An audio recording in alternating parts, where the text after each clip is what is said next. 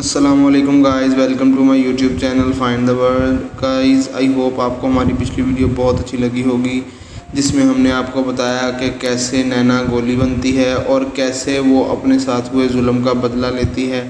اور اب مٹھن خان اپنے بیٹے کے قاتل کی تلاش میں لگا ہوا پوری سڑکوں پر پورے شہر میں ادھم مچا رہا ہے. تو گائز ہم چلتے ہیں اپنی نیکسٹ ویڈیو کی طرف، اور ویڈیو شروع کرنے سے پہلے اگر آپ نے ہمارے چینل کو سبسکرائب نہیں کیا تو کائنڈلی سبسکرائب کر دیں اور اس کے ساتھ دیے گئے گھنٹی کے بٹن کو بھی دبا دیں تاکہ آپ کو ہماری تمام ویڈیوز کی نوٹیفیکیشن مل سکیں. جس گھر میں اس نے آنکھ کھولی تھی اس کی دیواریں کچی تھیں. ان کچی دیواروں میں غربت نے جہاں رشتے اور ناتوں میں بے حسی بھر دی تھی، وہاں حالات نے سبھی افراد کو ایک دوسرے سے نگاہیں چرانے پر مجبور کر دیا ہوا تھا. وہ ایک بہن اور 3 بھائی کے ساتھ سب سے آخر میں پیدا ہوئی تھی. شاید اس کی قسمت شروع ہی سے ایسی تھی کہ وہ اپنے باپ کا چہرہ بھی نہ دیکھ پائی. اس کے پیدا ہونے سے 3 ماہ پہلے اس کے باپ اس دنیا سے کوچ کر گیا. اس وقت تک بڑی بہن اور بڑے بھائی کی شادی ہو چکی تھی. جس وقت ساری ذمہ داری اس کے بھائی کے کاندھوں پر پڑی تو گھر کا ماحول زیادہ کشیدہ ہو گیا. زمین کا کوئی ٹکڑا اپنا نہیں تھا جو مشکل آمدنی کا وسیلہ بنتا. لے دے کے مزدوری تھی یا پھر مزارع بن کر کاشتکاری کرنا تھی. وہ بھائی اس کام میں لگ گئے جس سے روزی روٹی پوری ہونے لگی. وہ چھوٹی تھی، محلے کی دوسری لڑکیوں کے ساتھ گاؤں کے واحد پرائمری اسکول میں جانے لگی. اس وقت وہ اتنا بوجھ محسوس نہ ہوئی. اس پر کوئی خرچ نہیں تھا، سو کسی نے دھیان ہی نہیں دیا کہ وہ کیا کر رہی ہے. اسکول میں وہ سب سے زیادہ ذہین طلبہ تھی. اس کا اسکول میں ہی دل لگتا تھا. جب تک اسکول کا وقت رہتا وہ ہنستی کھیلتی شرارتیں کرتی وقت گزار دیتی، لیکن جیسے ہی گھر میں آتی اس کی بھابھی اسے اپنے ساتھ کاموں پر لگا لیتی. وہ چاہتے ہوئے بھی انکار نہیں کر سکتی تھی. پھر گھر کا ماحول بھی ہر وقت کشیدہ رہتا، جس میں اس کی بھابھی ہی تھی جو چڑچڑی رہتی. اسے یہ ذم بھی تھا کہ اس کا شوہر سب کا کفیل ہے. اس دوران اس کے بھی 2 بچے ہو چکے تھے. اسے ان کا بھی خیال تھا. اس کی ماں خاموشی سے سب دیکھتی رہتی لیکن کسی سے کوئی گلہ نہیں کرتی تھی. اس نے تو جیسے اپنے لب ہی سی لیے ہوں. یہی خاموشی اس کی ماں کے اندر کا روگ بن گیا. وہ دن بدن کمزور پڑنے لگی، لیکن نہ اس نے کہا اور نہ کسی نے دھیان دیا. یوں دن گزرے چلے گئے. ان کے گاؤں کے قریب ہی ایک ہائی اسکول تھا، وہاں پڑھنے جاتی رہی. اس کے اسکول کی ایک ٹیچر کا تبادلہ وہاں ہوا تو وہ اسے اپنے ساتھ لے جانے لگی. یوں اس کا جو بھی چھوٹا موٹا خرچ ہوتا وہ استانی برداشت کرتی تھی. دوسرا وہ ایک ذہین طالبہ تھی، وہ اسے ضائع نہیں ہونے دینا چاہتی تھی. یوں وہ میٹرک بھی کر گئی. جس وقت اس نے میٹرک کیا اس وقت تک وہ ایک بھرپور اور جوان لڑکی کا روپ دھار چکی تھی. ہرن کے ناگے میں کستوری ہو اور اس کی خوشبو نہ پھیلے ایسا ہو ہی نہیں سکتا. گاؤں میں ایک حسین لڑکی ہو اور اس کا چرچا نہ ہو یہ بھی ممکن نہیں. بظاہر اعلیٰ بالی دکھائی دینے والی وہ لڑکی پر حسن ٹوٹ کر آیا تھا. یہ موٹی موٹی آنکھ، سیاہ بھنور ایسی جسے نگاہ بھر کے دیکھتی اس پر جادو کر دیتی. تیکھا الف تلوار ناک، پتلے پتلے تراشیدہ ہونٹ، اوپری لب کے دائیں جانب ہلکا سا تل، گول چہرے، بھرے بھرے رخسار، چوڑی پیشانی اور دراز گیسو چوڑے شانوں کے ساتھ. اس کا بھرا بھرا بدن، بھاری سینہ، پتلی کمر، لمبے قد کے ساتھ جب چلتی تو راستے بھی بالکوار لیتے ہوئے محسوس ہوتے. کستوری کی مہک یہ ہو یا لڑکی کا حسن، جب پھیلتا ہے تو اس کا ذکر ہوتا ہے. جہاں جوانی کی اپنی مہک ہوتی ہے وہاں کشش بھی سر چڑھ کر بولتی ہے.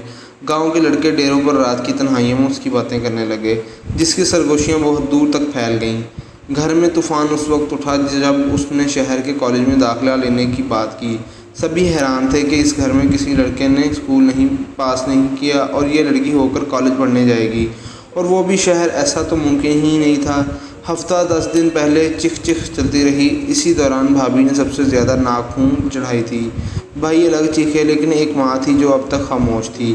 اس نے ہاں اور نہ میں جواب نہیں دیا تھا. وہ بھی اسی کشمکش میں رہتی تھی کہ اس کی ماں کیا کہتی ہے.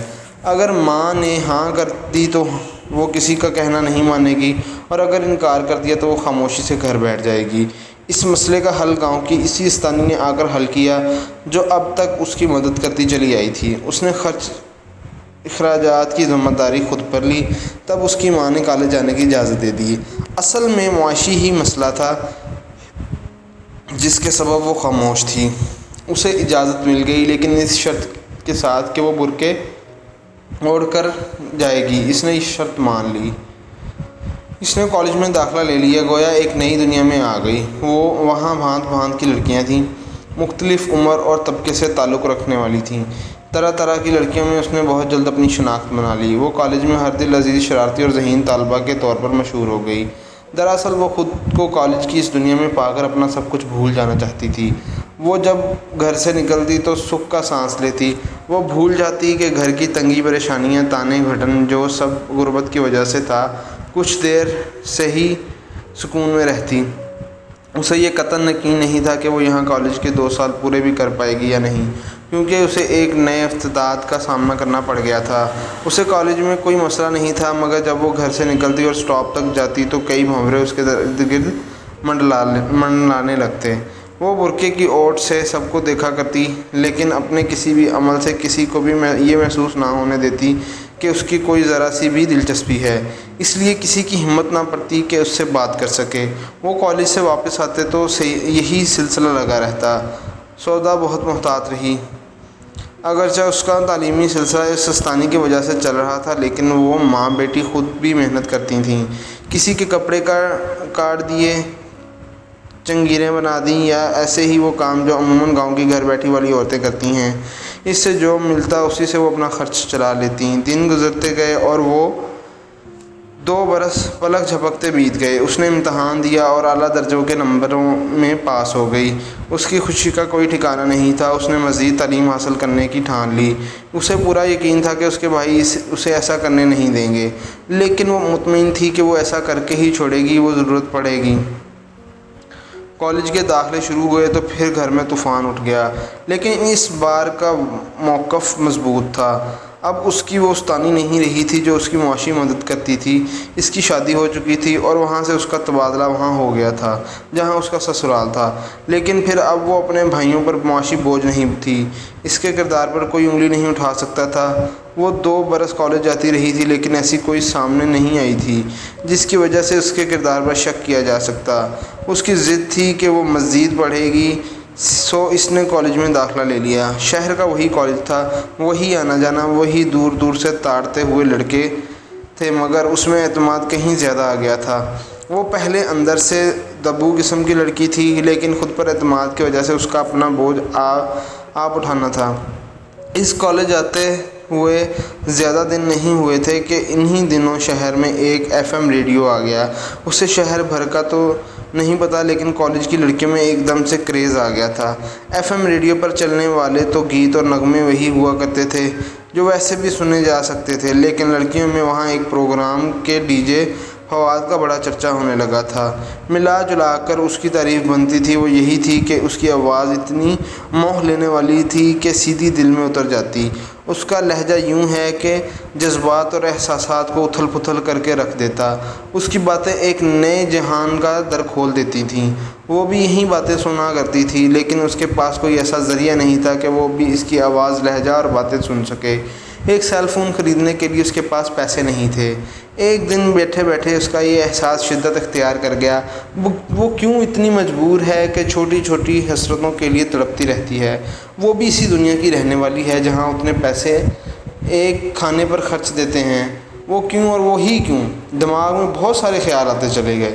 یہی سوچتے ہوئے اسے ایک دم سے اپنی ٹیچر سمیرا کا خیال آیا۔ وہ بیوہ تھی، شہر میں اس کا اپنا گھر تھا، اس کی ایک ہی اکلوتی بیٹی تھی۔ وہ گھر میں لڑکیوں کو ٹیوشن دیتی تھی۔ وہ ان کے پاس گئی اور کہا، میڈم کیا مجھے آپ کے ٹیوشن سینٹر پر جاب مل سکتی ہے؟ ایسا پہلے کبھی کسی نے نہیں کہا تھا۔ وہ اس کی بات سن کر چند لمحے خاموش رہیں، پھر پوچھا، بیٹا میں کوئی اکیڈمی نہیں چلاتی یا وہ کوئی اسکول نہیں ہے۔ کچھ والدین کے اصرار پر میں نے ان کی بچیوں کا ٹیوشن دے دیتی ہوں، باقی میں سمجھتی ہوں کہ تمہارا کوئی معاشی مسئلہ ہوگا اس لیے تم کہہ رہی ہو۔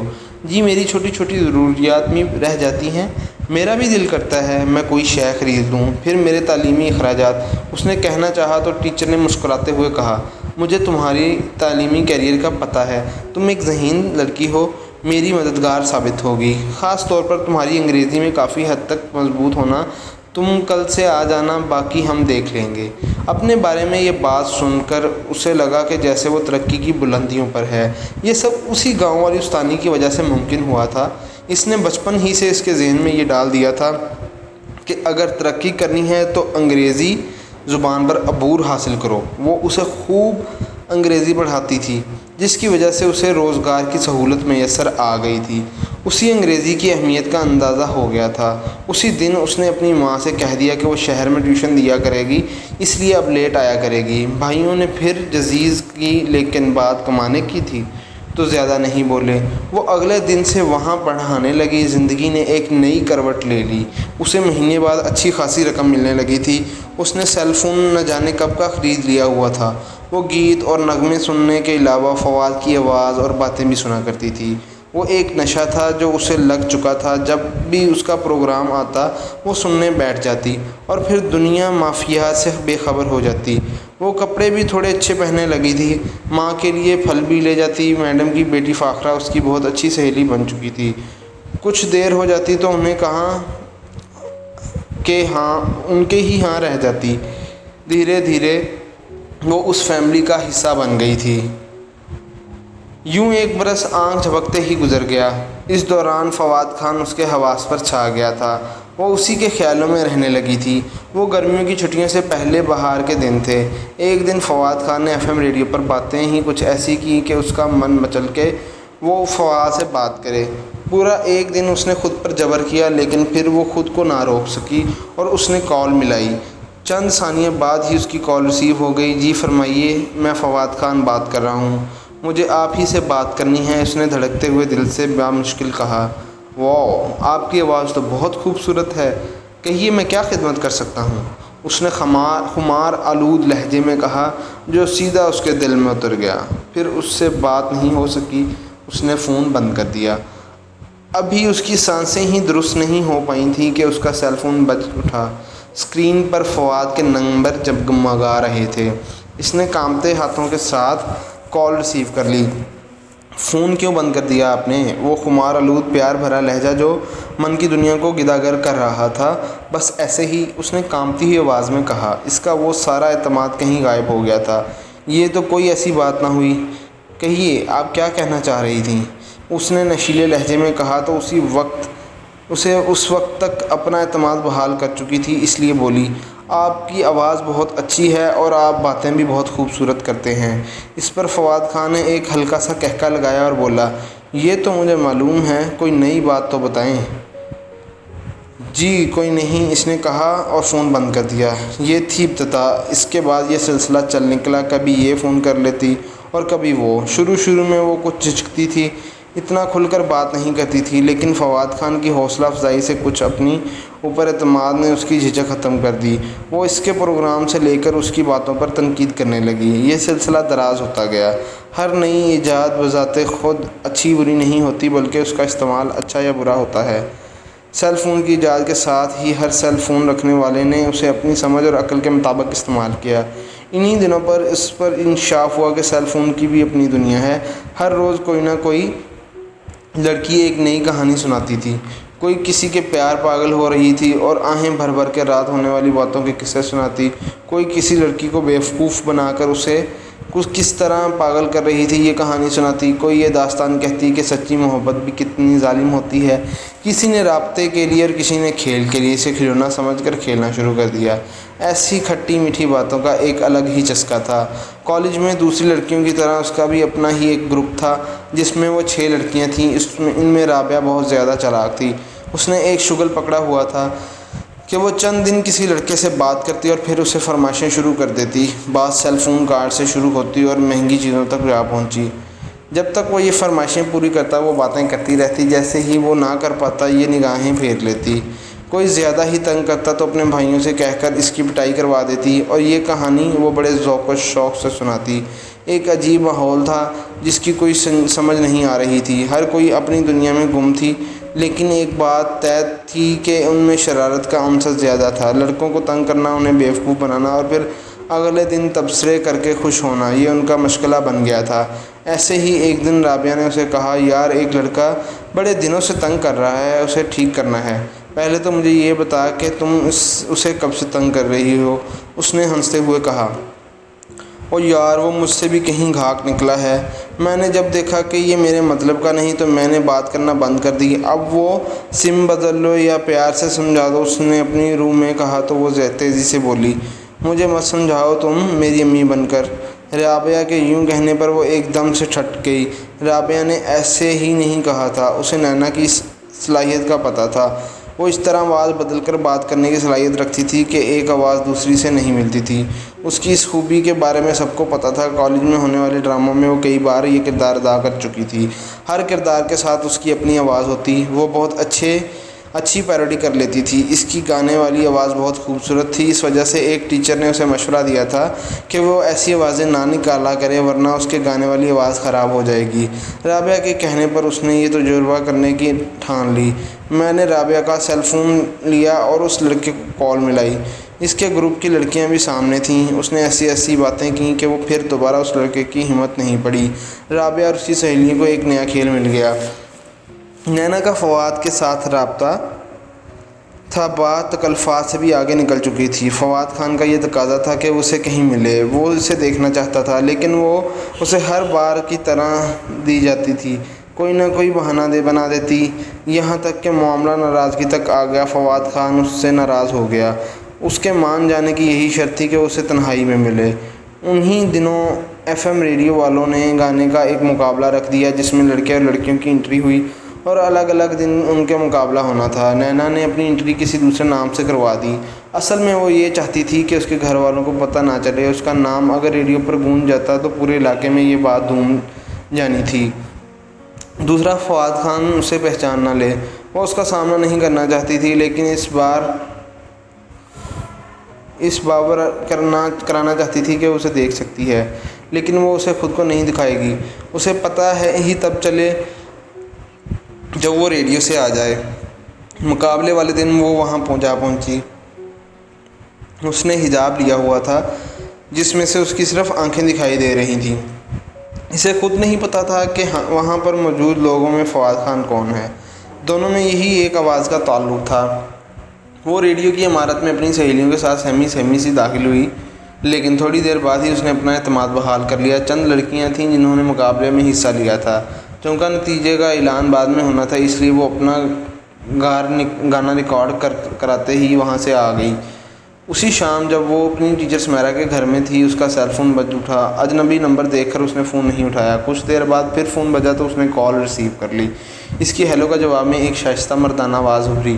مس نینا، میرا نام شعیب ہے، میں پہلی بار آپ سے مخاطب ہوں۔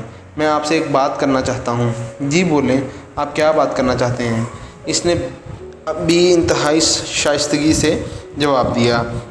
میں پہلے اپنا تعارف کروا دوں، میں انجینئرنگ کا طالب علم ہوں، میرا یونیورسٹی میں آخری سال ہے۔ میں فواد خان کا دوست ہوں اور فواد خان کا نام سن کر اسے کچھ اچھا نہیں لگا، اس لیے بات کاٹتے ہوئے بولی، آپ نے جو کہنا ہے پلیز وہ کہیں۔ جی وہی کہہ رہا ہوں۔ یہ کہہ کر وہ ایک لمحے کے لیے خاموش ہوا، پھر بولا، میں آج ریڈیو ہی تھا جب آپ نے اپنا گانا ریکارڈ کروایا۔ میں آپ کو پہچان گیا تھا کہ آپ کون ہیں۔ اس لیے آپ نے کیسے پہچانا؟ اس نے تیزی سے پوچھا تو شعیب نے کہا، آپ کی آواز سے۔ آپ نے مجھ سے باتیں بھی کیں، میں نے آپ کا گانا ریکارڈ کیا تھا۔ اوہ، تو وہ آپ تھے۔ یہ کہتے ہوئے نینا کی آنکھوں کے سامنے ایک وجہ سمارٹ اور گہری آنکھوں والا نوجوان آ گیا، جسے دیکھتے ہی اس کے دل میں ایک ہوک سی اٹھی تھی۔ وہ اسے اتنا اچھا لگا تھا کہ سیدھا دل میں اتر گیا تھا۔ شاید لاشعوری طور پر وہ اس کی وجہ سے بھاگ کر وہاں سے آئی تھی، وہ جو اتنا اچھا لگ رہا تھا کہ سیدھا دل میں اترتا جا رہا تھا۔ جی میں وہی تھا۔ یہاں میرا مقصد اپنے بارے میں کچھ کہنا نہیں، میں آپ کی بھلائی کے لیے کچھ کہنا چاہتا ہوں، اگر آپ مجھ پر یقین کریں تو۔ اس نے اپنے تلے الفاظوں میں اپنا مدعا کہہ دیا۔ میری بھلائی؟ میں سمجھی نہیں۔ اس نے تیزی سے کہا تو وہ سکون سے بولا، دیکھیں میں بات اچھی طرح جانتا ہوں کہ آپ فواد خان کی دوست ہیں۔ میں نے کانفرنس کال میں آپ کو نہ جانے کتنی بار سنا ہے، اور مطلب وہ میری باتیں کسی دوسرے کو بھی سناتا رہا ہے۔ اس نے دکھ اور حیرت میں تیزی سے پوچھا تو اس نے بڑی سکون سے جواب دیا، کسی دوسرے کو نہیں، صرف مجھے۔ وہ میرا بہت اچھا دوست ہے لیکن کافی حد تک کمینہ بھی ہے۔ وہ ایسا کیوں ہے؟ اس کی اپنی منطق ہے۔ تو آپ میری بھلائی کیوں چاہ رہے ہیں؟ اس نے خود پر قابو پاتے ہوئے پوچھا۔ بات دراصل یہ ہے کہ اگر آپ بھی عام لڑکیوں کی طرح ہوتی تو شاید میں آپ کی بھلائی کے بارے میں سوچتا بھی نہ، لیکن آپ حجاب میں تھیں، وہاں آ کر آپ نے کوئی چھچوری حرکت نہیں کی، اور سب سے بڑی بات کہ آپ نے خود کو فواد خان سے چھپایا، اسی بات نے مجھے متاثر کیا۔ اس نے تفصیل سے کہا تو اس نے پوچھا، اچھا آپ میری کیا بھلائی چاہتے ہیں؟ جیسے کہ میں نے کہا، فواد خان میرا بہت اچھا دوست ہے، لیکن ہے کمینہ۔ وہ لڑکیوں کو سے صرف اپنے ایک ہی مقصد کے لیے دوستی لگاتا ہے، اور وہ ہے ان کے جسم کا حصول۔ یہ مطلب نکل گیا تو وہ پہچاننا بھی نہیں چاہتا۔ جب تک وہ اپنا مقاصد حاصل نہیں کر لیتا، وہ بہت سارے سبز باغ دکھاتا ہے، لچھے دار باتیں کرتا ہے، اور وہ سب کچھ جو ہو سکتا ہے وہ کرتا ہے۔ جس سے لڑکی اس کے لیے پاگل ہو جائے، وہ تنہائی میں بلاتا ہے، آپ کو بھی آفر آ چکی ہے لیکن آپ نہیں گئی، اس لیے وہ آپ سے ناراض بھی ہے۔ میرا آپ سے صرف یہی کہنا ہے کہ آپ یہ سب چھوڑ کر اپنی پڑھائی پر توجہ دیں۔ آپ ایک اچھی لڑکی ہیں، خدا نخواستہ کسی حادثے کا شکار نہ ہو جائیں۔